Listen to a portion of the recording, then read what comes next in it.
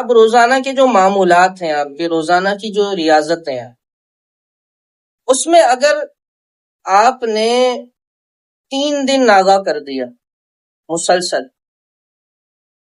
تو کہتے ہیں کہ وہ جو آپ نے تاثیر پیدا کی تھی نا اتنے عرصے تک ریاضت کر کے، وہ سارے ختم کر دیا۔ اللہ تعالیٰ کبھی بھی کسی سے نعمت کو چھینتا نہیں ہے۔ تو دیکھیں، وہ جو چیزیں ہوتی ہیں نا، وہ اسی کے پاس رہتی ہیں، کبھی بھی نہیں جاتے، لیکن اس سے اس کا تعلق ختم ہو جاتا ہے۔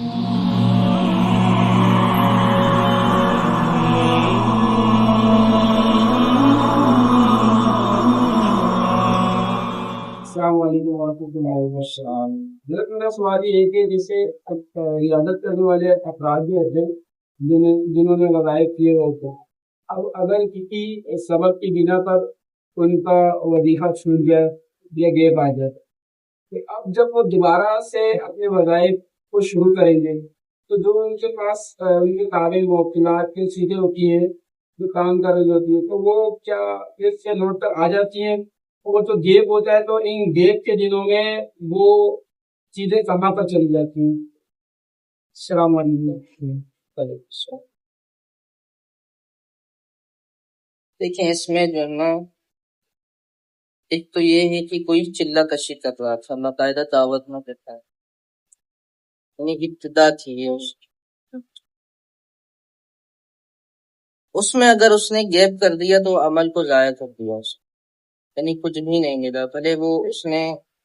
29 دن کیا تھا اور 30ویں دن اس نے چھوڑ دیا، تو اب اس نے اس کو ضائع کر دیا۔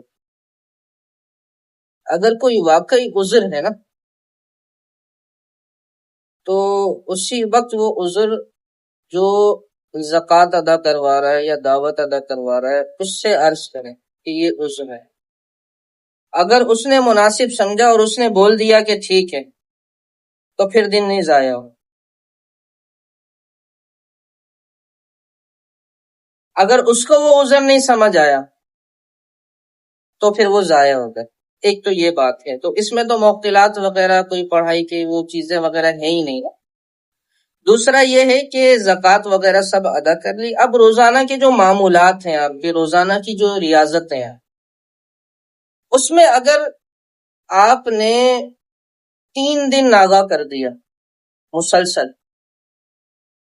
تو کہتے ہیں کہ وہ جو آپ نے تاثیر پیدا کی تھی نا اتنے عرصے تک ریاضت کر کے، وہ سارے ختم کر دیا،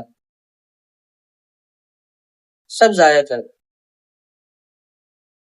اگر 3 دن سے کم ناغا کیا تو وہ باقی رہتی ہے، اس کو پھر سے وہیں سے کنٹینیو کر دیں تو وہ چیز ویسے ہی رہے گی۔ لیکن اس میں ایک یہ معاملہ ہے کہ اللہ تبارک و تعالیٰ کبھی بھی کسی کی محنت کو ضائع نہیں کرتا، اور اللہ تبارک و تعالیٰ کبھی بھی نعمت کو چھینتا نہیں ہے۔ وہ الگ بات ہے کہ یہ اس کا طریقہ ہے کہ کوئی نعمت کی ناقدری کرے تو وہ نعمت اس سے زائل ہو جاتی، لیکن وہ اس کی ناقدری کی وجہ سے ہوتی ہے۔ اللہ تعالیٰ کبھی بھی کسی سے نعمت کو چھینتا نہیں ہے۔ تو دیکھیں، وہ جو چیزیں ہوتی ہیں نا،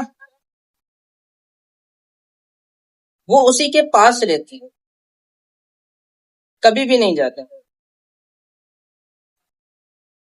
لیکن اس سے اس کا تعلق ختم ہو جاتا ہے۔ آپ کی جو پڑھائی ہے، آپ کی جو ریاضت ہے، وہ آپ کی چیزوں سے تعلق ہے، اور جس قدر زیادہ بڑھتا جائے گا یہ تعلق، اتنی زیادہ آپ کے اندر روحانیت بڑھتی جائے گی، اور ان کا قرب جیسے جیسے بڑھے گا اتنا اتنا آپ پر وہ کھلتے جائیں گے۔ یوں ہے کہ کسی سے دوستی کرنی ہو آپ کو، اور آپ یوں کہیں کہ بھائی ہم فلانی جگہ پہ روزانہ ملا کریں گے، جگہ خاص کر لیا آپ نے، وقت بھی خاص کر لیا آپ نے، اور یہ بات آپ نے طے کر لی کہ بھائی آپ کو بھی آنا ہے، میں نے بھی آنا ہے، اور 1 گھنٹے کی ہم ملاقات کریں گے، اس میں بات چیت کریں گے تاکہ ہماری دوستی پکی ہوتی رہے۔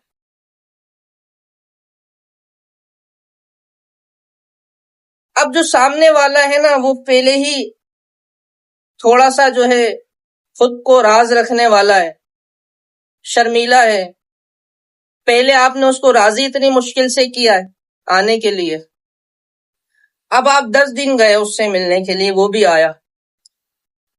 11ویں دن آپ نہیں گئے، وہ آ کے بیٹھا انتظار کرتا رہا، پھر 1 دن اور ہو گیا اور 3 دن ہو گئے، تو پہلے ہی دن وہ کتنا ناراض ہوگا، ہے نا؟ کہ ایک تو میری فطرت میں ہی نہیں ہے ملاقات کرنا، میں اس کے لیے آیا اور اس وقت میں آ کے بیٹھا رہا اور یہ نہیں آیا۔ بالکل ایسے ہی آپ کی ریاضت وہ ملاقات ہے، جو آپ بیٹھ کر پڑھتے ہیں نا وہ قرب پیدا کر رہے ہوتے ہیں ان سے، لیکن قرب پیدا کرتے کرتے کرتے کرتے ان کو تو آنے کی عادت ہو جاتی ہے، آپ بیچ میں چھوڑ کے ہٹ جاتے ہیں تو کیا ہوتا ہے، وہ ناراضگی کا سبب بنتا ہے انہیں، یا وقت آگے پیچھے کرتے ہیں تو ان کو تو اسی وقت آنا ہے جو وقت طے ہوا ہے، آپ وقت ادھر ادھر کر دیتے ہیں تو سمجھتے ہیں کہ میری پڑھائی ہو گئی، نہیں ہوئی پڑھائی۔ تو یہ معاملہ ہے کہ 3 دن جو ہے نا یہ ناغہ نہیں ہونا چاہیے۔